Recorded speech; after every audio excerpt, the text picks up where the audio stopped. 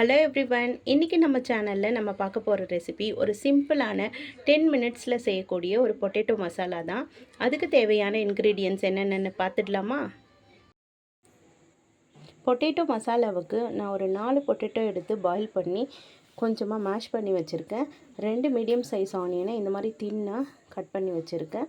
ஒரு 5-6 பச்சை மிளகாய் கீறி வச்சுருக்கேன். கருவேப்பிலை, 1 டேபிள் ஸ்பூன் அளவுக்கு கடலைப்பருப்பு, 1 டேபிள் ஸ்பூன் அளவுக்கு உளுத்தம் பருப்பு, ஒரு 1/2 டீஸ்பூன் அளவுக்கு சீரகம், கொஞ்சமாக கடலை மாவு. இது எதுக்குன்னா இதை கொஞ்சமாக தண்ணியில் கரைச்சிட்டு நம்ம கிரேவியில் ஆட் பண்ண போகிறோம்.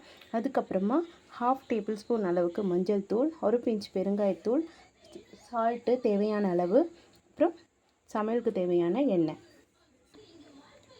ஒரு பாத்திரத்தில் ஒரு 3 டேபிள் ஸ்பூன் அளவுக்கு எண்ணெயை விட்டு அதில் நம்ம கடலைப்பருப்பு, உளுத்தம் பருப்பு, சீரகம் இது 3ஐயும் போட்டு நல்லா வறுத்துடலாம். கடலைப்பருப்பு, உளுத்தம் பருப்பு நல்லா வறுந்த பின்னாடி அதில் ஆனியன், பச்சை மிளகாய், கருவேப்பிலை இது எல்லாத்தையும் அதில் ஆட் பண்ணிடலாம். ஆனியன் வதங்கிடுச்சு. இப்போ இதில் நம்ம மஞ்சள்தூள், பெருங்காயத்தூள், சால்ட் இதை ஆட் பண்ணிடலாம். இப்போ இந்த மசாலாவில் கொஞ்சமாக தண்ணியை விட்டுடுறேன்.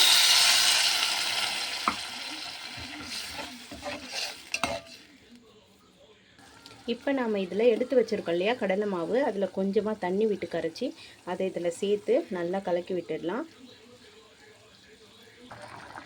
கடலை மாவு ஊற்றின பின்னாடி நல்லா கொதிக்குது. இதெல்லாம் நாம் மேஷ் பண்ணி வச்சுருக்கோம் இல்லையா பொட்டேட்டோ, அதையும் சேர்த்துட்டு நல்லா கலரி விட்டுடலாம்.